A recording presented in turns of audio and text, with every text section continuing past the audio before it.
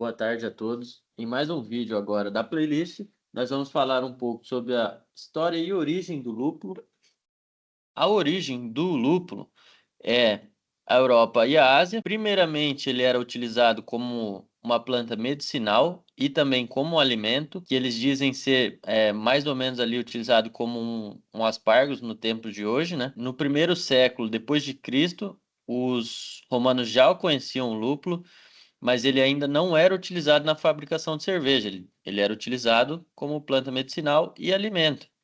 Os primeiros registros de uso e cultivo do lúpulo foram registrados em 736 na região de Hallertau, onde hoje é a atual Alemanha. Ele até hoje é um dos maiores centros produtores de lúpulo e eles já utilizavam o lúpulo para a produção de cerveja. Tal utilização não era tão comum, pois ela não era bem aceita nessa época. Eles preferiam a cerveja normal. E nessa época, a utilização do lúpulo na produção de cerveja foi uma revolução, porque até tal momento eles utilizavam uma mistura de ervas para dar esse sabor e aroma na cerveja, chamada de gruit. E o lúpulo, quando foi introduzido, ele não tinha só apenas a função de conferir esse sabor amargo e o aroma à cerveja.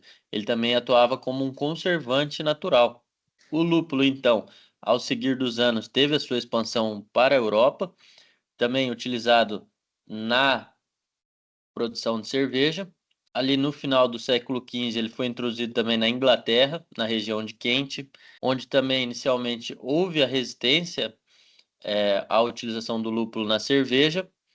Só que pelo fato do lúpulo ele dá essa característica mais estável na cerveja, né? Essa propriedade mais estável da cerveja e maior duração, fez com que o lúpulo se popularizasse. E então, durante os séculos 17 e 18, ele se tornou um ingrediente essencial na indústria cervejeira na Inglaterra. Além disso, o cultivo desse e novas cultivares foram desenvolvidas durante essa época para que atendesse a demanda dos cervejeiros. O lúpulo, ele teve um papel econômico e cultural muito importante, principalmente na época, devido, obviamente, nas regiões produtoras, devido a essa grande quantidade de mão de obra que era necessária nas colheitas. Mais futuramente, nos Estados Unidos, no século XIX, no Vale de Yakima, em Washington, ele também foi introduzido e hoje ele é responsável por uma grande parte da produção nacional de lúpulo. A importância atual, ela já é considerada uma cultura agrícola vital, com esse crescimento e alta demanda das indústrias de cervejas artesanais,